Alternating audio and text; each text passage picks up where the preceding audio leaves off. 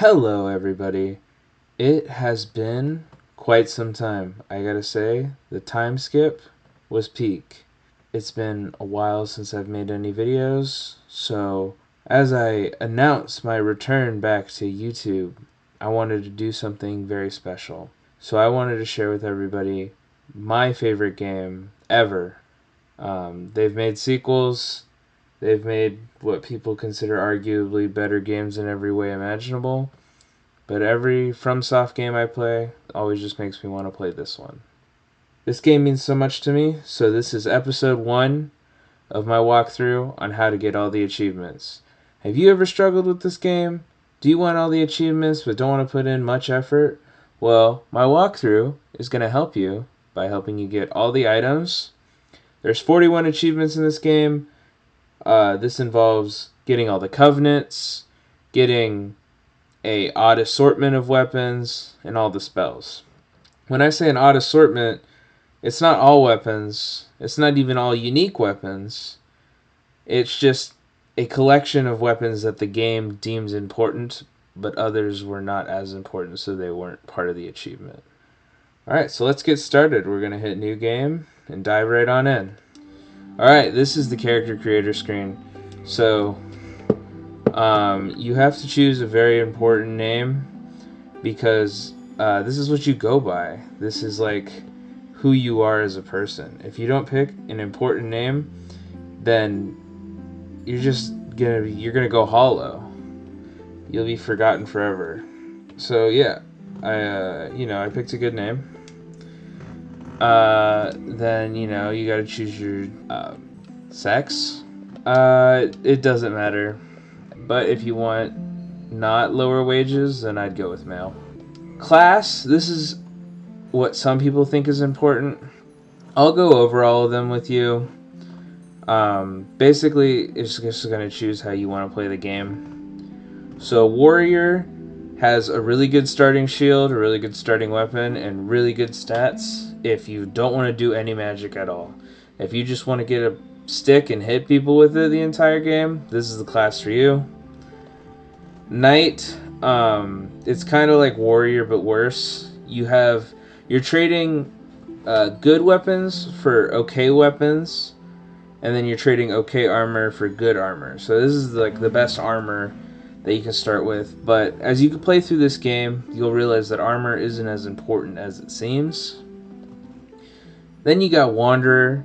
This is like your dex class, so it starts with a curved sword. So if you want to be fancy and you think he looks cool with his hood and stuff, this would be the class for you. It's like a dex-based build.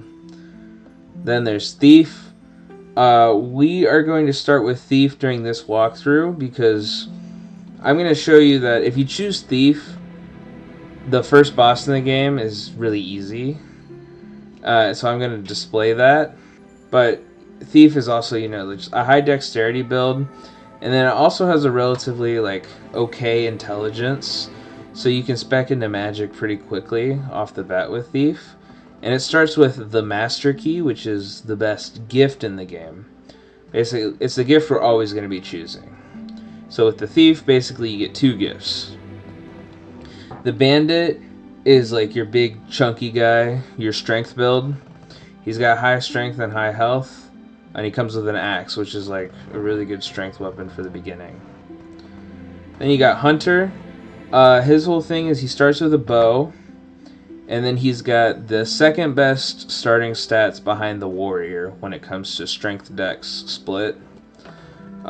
Starting with 14 dex basically allows you to use any semi-dex weapon, so like the starting katana, your short bows and stuff like that. Basically, if you want to do a strength build and you pick Hunter, then you don't have to level up dex for anything, because you have all the dex requirements for all the big weapons. Sorcerer is going to be your intelligence magic class. These next 3 classes are just it's the magic, the class. So sorcery is the sorcery, the class. Pyromancer is the pyromancer, the class. Cleric is the miracle, the class. The difference between all of these is that Sorcerer starts with a high attunement. Attunement is what determines your the amount of spells you're allowed to carry between bonfire resting. Pyromancer has really good stats in general because he starts at level 1, so his stats are slightly lower than everyone else's, but he's also, if you look at this, he's a lower level than every other character. So you're getting like more bang for your buck. His one of his highest stats, well, Tide, is resistance, which is kind of a useless stat, but also starting at soul level 1 means you have more room to grow. Cleric is an okay class. With the way that this guide is going, the way that the requirements to get all the achievements, you have to get 25 faith, like near the beginning of the game.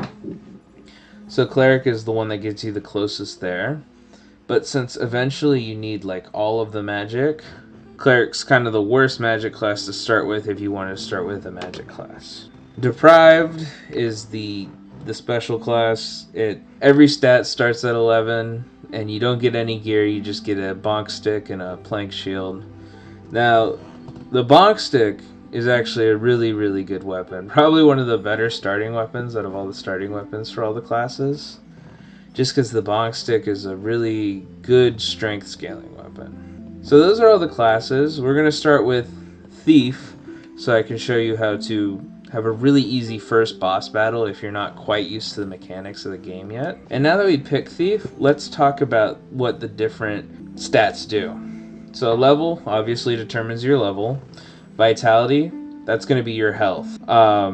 Basically, it's like a mistake meter. Every time you make a mistake, it's going to take out of your vitality because you're going to get hit when you make a mistake. The higher level your vitality is, the more mistakes you'll be allowed to make before dying.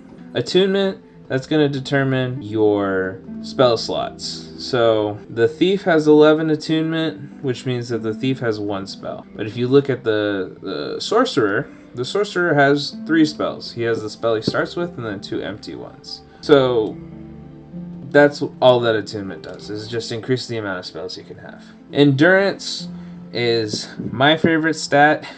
It increases your stamina, which is basically how long you're able to run, how long you're able to swing your weapon, but it also increases your carry load. So there's a carry load mechanic in this game. I'll get into it in a bit, but based on how heavy you are, basically determines how fast your character is. We'll talk about that once we create our character and finish the rundown. You got strength. Strength is the stat that determines your strength-based weapons. So the higher your strength is, the bigger weapons you're able to use. Basically, the more big, heavy, splashy swings you're able to do. Like big sword, big stick, big spear. That's all going to be strength weapons. Dexterity is going to be your faster, smaller weapons. So we're looking at daggers, rapiers, katanas, curved swords. They're going to deal less damage, but because they swing faster, the DPS kind of averages out among both of them. Resistance is a bad stat. I wouldn't level it. Basically, it increases your resistance to like effects in the game. So like you can get poisoned or you can bleed out and stuff like that. The problem with resistance is while it increases all of those, you also passively gain resistance through the armor you wear, and every time you level up you get a small boost to your resistance. So resistance does what every level up does, just better. But because every stat does that, it becomes kind of a moot stat. Like, you would rather level up any other stat than resistance. Especially for a walkthrough like this, where if you're getting all the achievements on one character, you have to spread your stats out super thin because there's stat requirements to get certain things. Intelligence is going to determine basically your spellcasting ability for sorceries. Sorceries are the blue spells. They have intelligence requirements, and that goes up to like 50. And then faith is going to be the same thing for miracles. And then for pyromancies, they ignore intelligence and faith, and pyromancy is its own thing. Basically, you have a flame and you have to upgrade your flame to deal more damage. Okay, so these are the gifts. If you're choosing any class except for thief, you need to go master key. It lets you have an easier time running through the game. So basically any basic locks the master key unlocks, so you don't have to run around looking for keys to certain doors. because you'll already have the key, which would be the master key. Then there's all these other ones, but there's nothing really interesting about them. So like Goddess's Blessing, Black Firebomb, Twin Humanities, Binoculars, Pendant, Tiny Being's Ring are all found throughout the game. And the Old Riches Ring isn't found in the game to my knowledge, but it also doesn't do anything gameplay wise. It's more like a lore thing. It lets you talk to certain characters who otherwise wouldn't be able to be talked to. So to make the first boss easy, we're going to choose Black Firebombs. It's basically an explosive that lets you deal extra damage. To Zeke, we got to go with that large upper body for our chunky boy. For face and hair, I don't know, let's just go bald, and then we're going to try and make our person a grape. Hold on, I got to spam similar face. Okay, hold on. Turn the different slider all the way up, then spam similar face until you get some sort of abomination like this handsome fellow. Or, you know what? Let's get a lighter guy. Yeah, this handsome fellow. Look how beautiful he is. So now that we have our angry blue guy, let's get into the game. But first, an intro cutscene. Well, after I press the right button. Yes, I'm okay with this character. In the age of ancients, the world was unformed, shrouded by fog. A land of grey crags, arched trees, and everlasting dragons.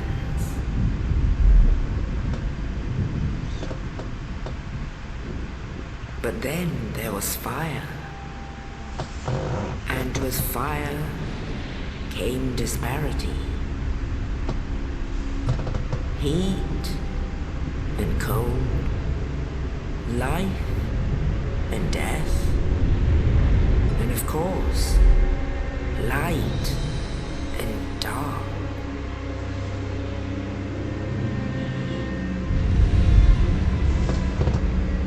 Then from the dark they came and found the souls of lords within the flame.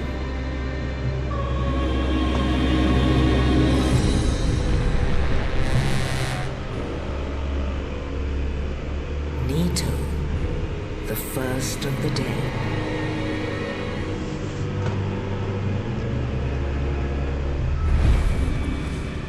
The Witch of Asylum and her daughters of chaos.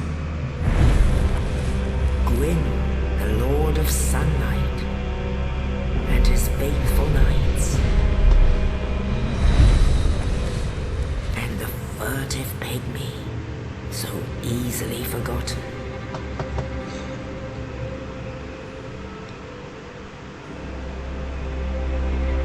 With the strength of lords, they challenged the dragons. Gwyn's mighty bolts peeled apart their stone spears. The witches weaved great firestorms. Nito unleashed a miasma of death and disease. And Seath, the scales, betrayed his own, and the dragons were no more.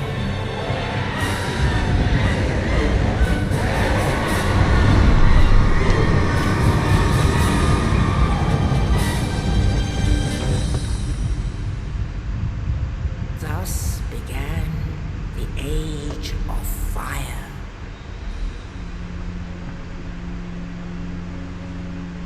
But soon the flames will fade, and only dark will remain.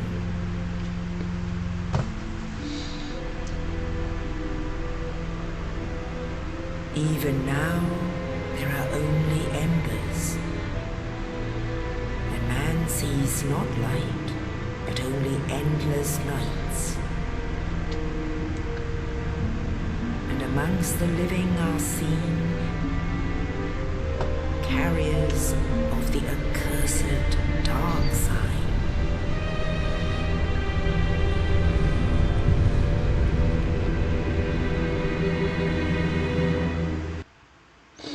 Wow, what a lore drop. So, I've seen that intro cutscene like 100 times. Yes, And, indeed. oh, she's still The talking. dark I sign missed it. brands the undead.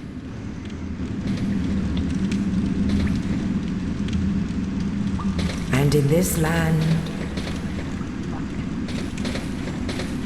the undead are corralled and led to the north.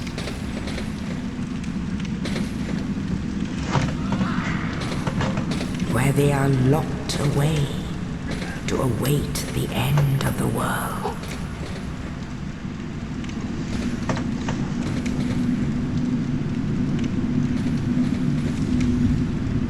This is your fate.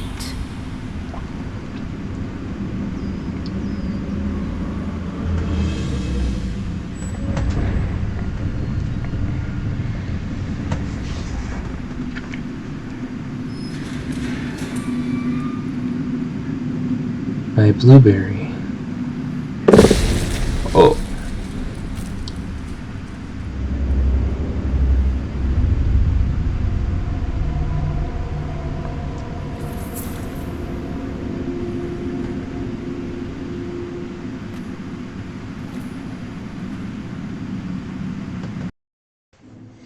I'm alive! Anyways, as I was saying, I've seen that cutscene maybe 100 times. I still have no idea what a furtive pygmy is. I mean, I probably should know by now. I probably did know at one point. I just don't really care about remembering. I know everything else. Those are like some bosses we need to kill and shit. But when it comes to furtive pygmy, I don't remember. So these are friendos. I'm not gonna attack them because there's no reason to attack them. Yep, these are the controls in the game. If it's your first time playing, then I would read them. But, you know, I'm a pro gamer. I ain't need to read nothing. There's a ladder up here. We're going to go up this ladder. Alright. Wow. So you see this bonfire right here? It's a really hard first achievement. But, light it. And then, boom! That's our first achievement. Enkindle. All we have to do is light a bonfire. We rested this bonfire.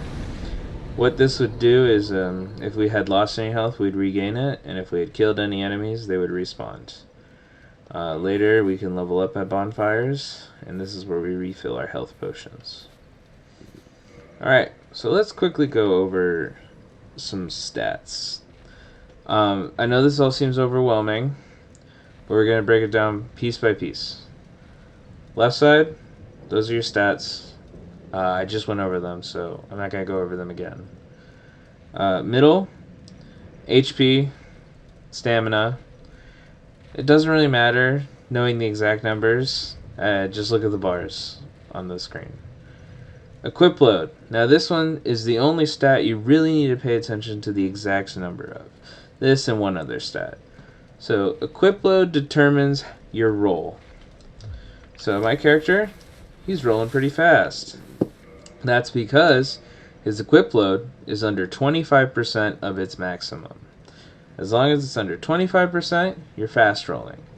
This is like the biggest thing for Dark Souls players is if you're trying to roll out of the way of an attacks, the medium roll, which is 25% to 50%, and the heavy roll, which is anything over 50%, are both abysmal at dodging attacks, and the timing window is much more narrow.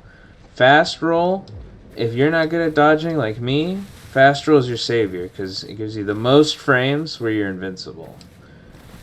So the entire playthrough, except for like one or two sections, I'm going to be trying to maintain a fast roll at all times. So let's go through this door. Let's see what's up. We walk through, and a big friendo descends from the earth. He's violent, and he's not very nice. So we're not going to fight him right now, because we only have a broken sword. It does. Ow. 2 damage. So let's just go through this door over here. And not fight him. Because I wouldn't want to fight him. Hey, and another bonfire. We can rest here to regain all the health we lost. Look at that. Stonks. Alright, let's go down this hallway. But this friendo has a bow, so let's duck in here. Let's grab our shield. Let's try to dodge his arrow. Boom. Rolled straight through. Run at him aggressively. Grab our real weapon. So let's go to our thing. Equip the weapon. Equip the shield. And we're still fast rolling, so we're chilling. And not every class starts off fast rolling. Bandit's one of those lighter classes, or Thief is one of those lighter classes, so it starts off fast rolling. But if you chose Knight, for example, with the good armor, that good armor is unfortunately really heavy, so you're going to be fat rolling. Alright, let's go this way. So we're going to go about halfway up. You see that ball up there? We're going to go about halfway up these stairs, then turn around so the ball doesn't hit us. But the ball does break this door, this wall, making a door to our friends from earlier. You're no Hollow. Thank goodness. I'm done for, I'm afraid. I'll die soon, then lose my sanity.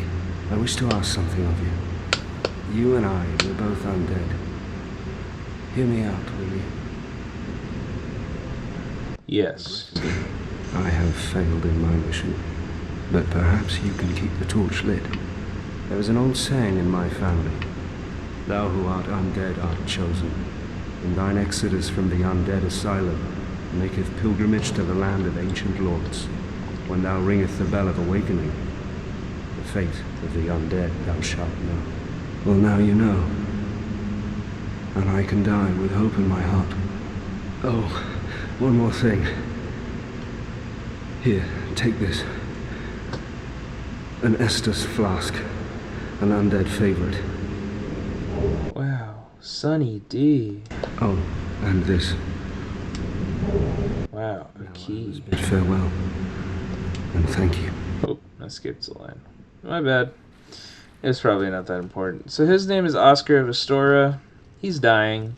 He gives us some Sunny D. To toggle between your stuff, press on the D-pad. The direction indicates with the 4 squares on your screen. Alright, let's go up. Oh. What? Yeah, so... Oh, we got more numbers to look at. I forgot about one thing. So this is shield.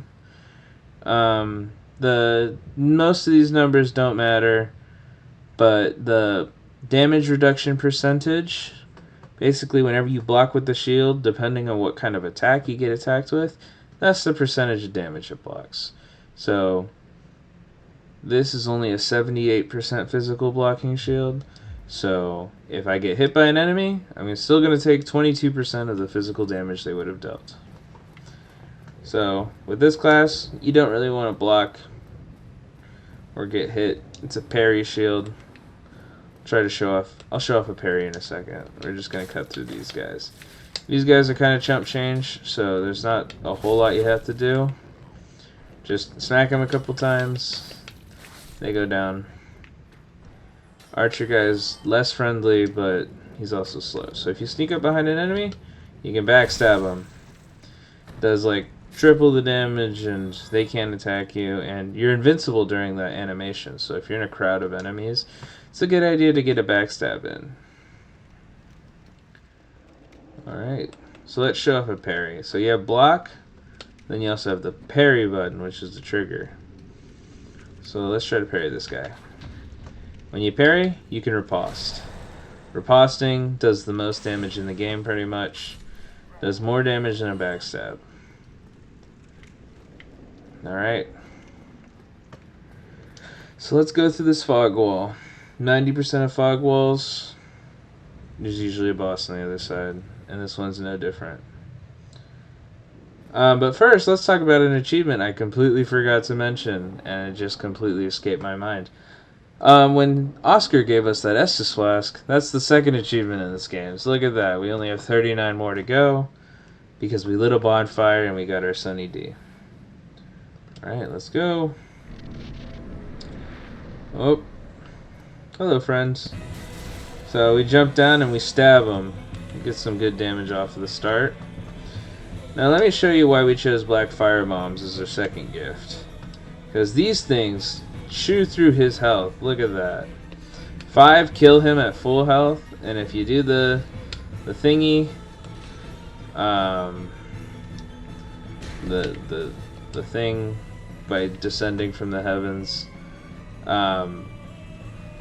you don't even need like 4. It's just remember that with these Black Fire Bombs, they don't refill. So once all 10 of them are used, you're out of luck. With this boss, if you don't have Black Fire Bombs and you're just fighting him straight up, he attacks slowly. Just roll out of the way of his attacks, and he's also such a thick little boy that he can't hit behind him. So if you're just back here, he can't really hit you. Just stay directly, basically back here, and he won't be able to hit you at all. And boom, that's the first boss. No achievement for that boss, but, you know, it's too easy. Let's drink a Sunny D for victory.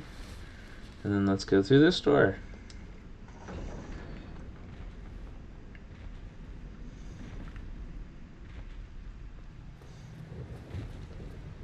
Run, run, run. Run, run, run. And sharp left. There's a secret item over here. Ooh, a soul of a lost undead. Those are soul items. They're basically like the bank. They're storage.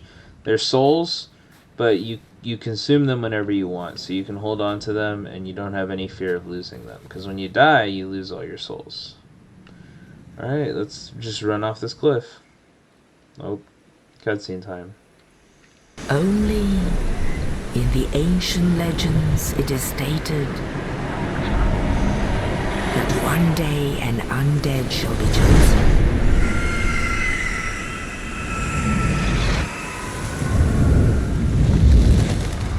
To leave the undead asylum in pilgrimage to the land of the ancient lords. Lordran.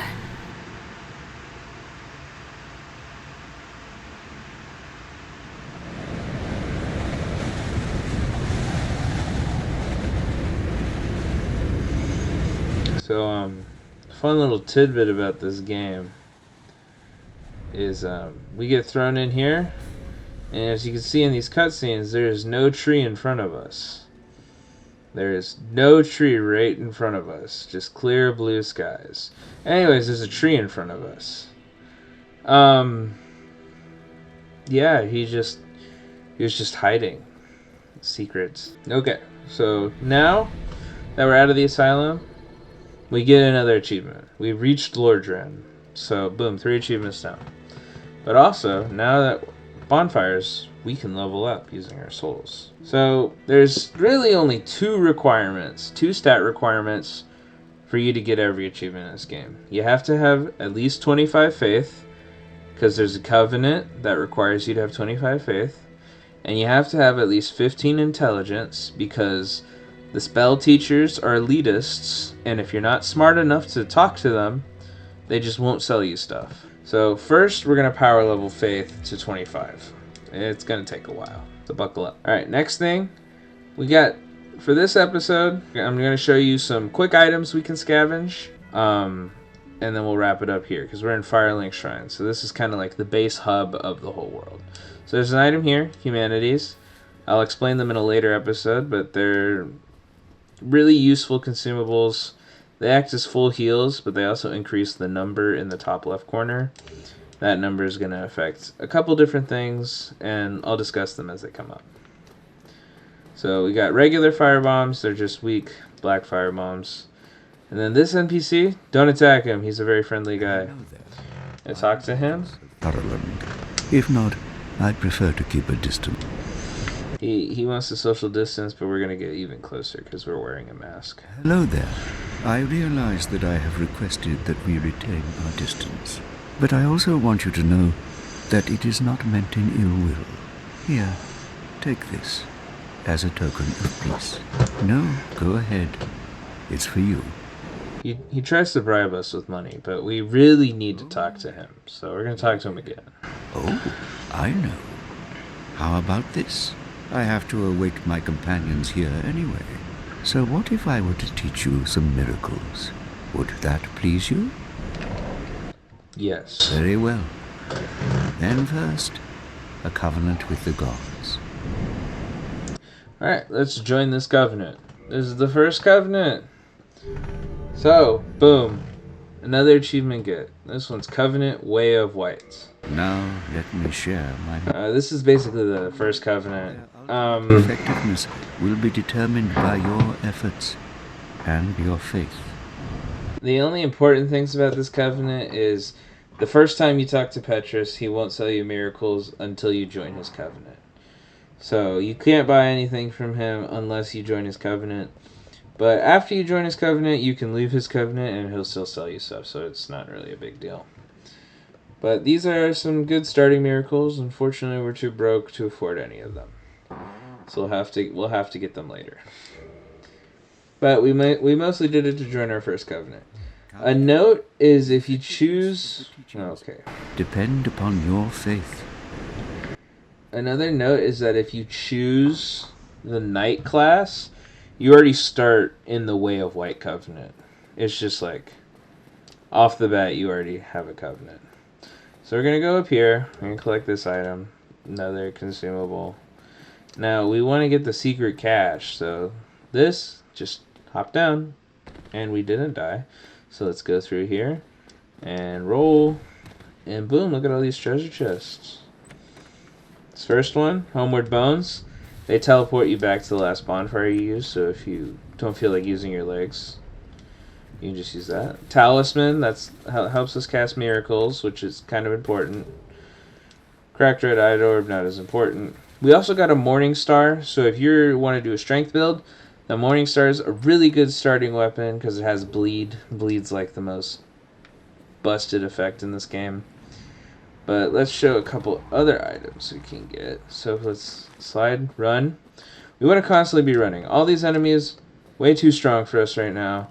They will kill you if you slow down, so just run fast. So that was another soul item. Vihander. That's like the best weapon for strength builds, but the stat requirements are kind of beefy, so it might take a minute before you can use it. The wing spear, it's a good spear. That's about all I have to say about it. I don't really use spears in this game, so I can't really tell you much other than it is a spear in the game that you get at the beginning of the game. The Zweihander, though, is a really good like pancake stick. It's an ultra great sword, and you just kind of you smoosh your enemies with it. Alright. Let's sit back down here, just in case those guys are following us. Then let's go down here. So, there's a couple things we want to do. There is a elevator. So step on the seal and we descend. Alright, roll down here. Another special item, Soul of a Nameless Soldier. Then New Londo Ruins. Actually, let's go this way first. So if you go down here, there's a little secret guy that not a lot of people know about. He is a blacksmith. He's one of the 4 blacksmiths in the game. He's specifically the magic one, so he'll make you magic weapons and stuff. But we won't use them until much later. So we'll talk to him, but This is unusual. You haven't lost your head. And more importantly, you're free. How on earth? Well, I shouldn't pry. I'm Ricky of Vinheim. I was once an established smith. Look at me now. Can you believe it? Yeah, he's pretty depressed. He sells you some sorceries, but we're not gonna buy them from him because they're overpriced, and B, we have to buy them from another NPC for his quest line, so might as well. This door will not open if you do not have the master key, which is why it's very important to get the master key. So we got some more bank items. Let's go across this bridge. Let's go down here. So we're about to do a little stealth mission. This monster will probably kill us, but it's not a big deal. We're not losing much if we die.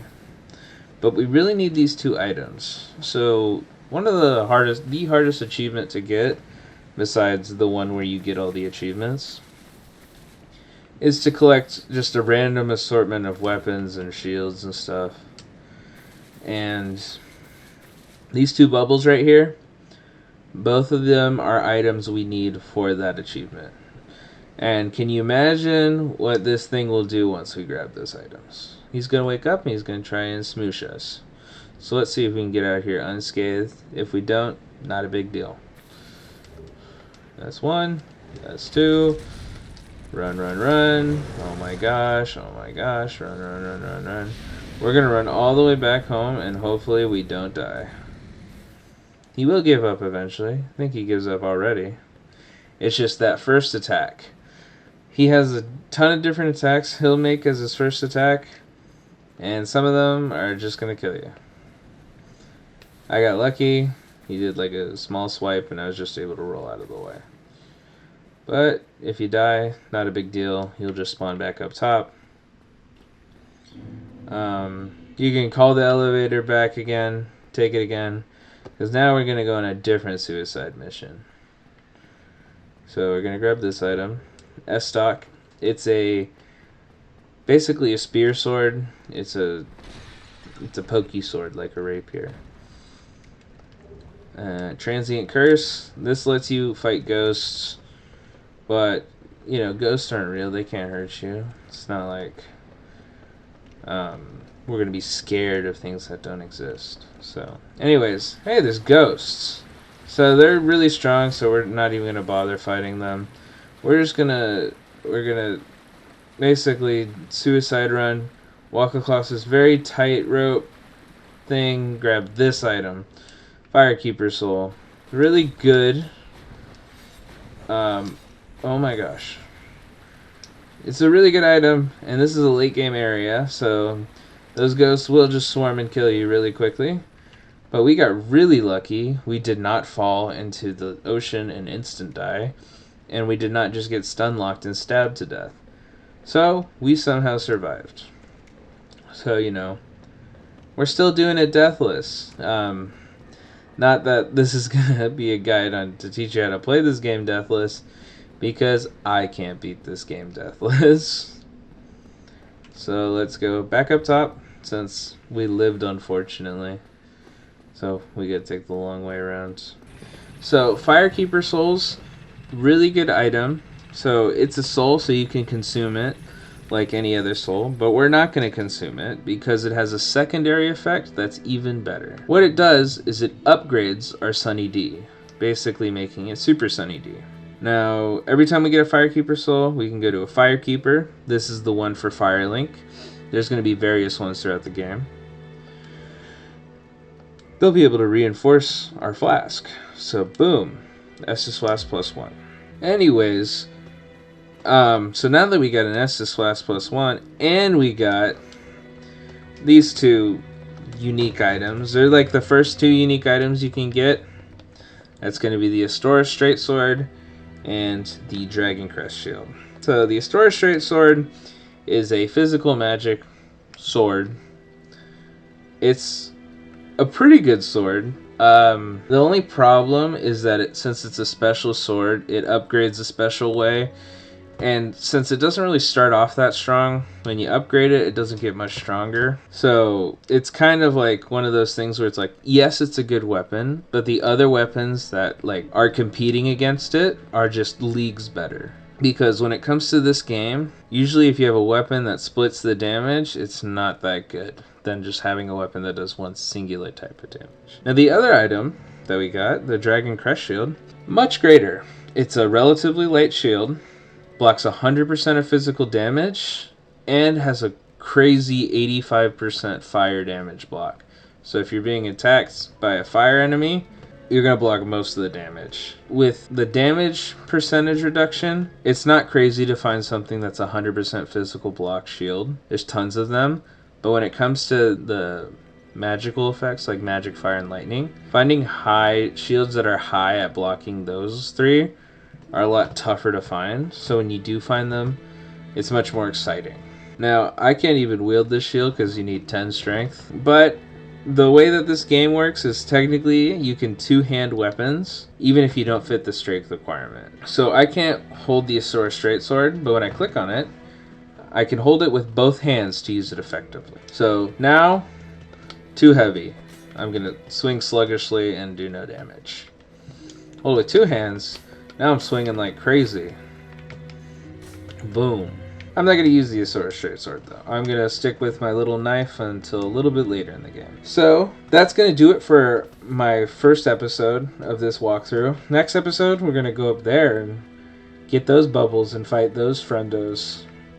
But until then, thank you for watching. Don't forget to like and subscribe and join my Gamer Nation. Ta-ta!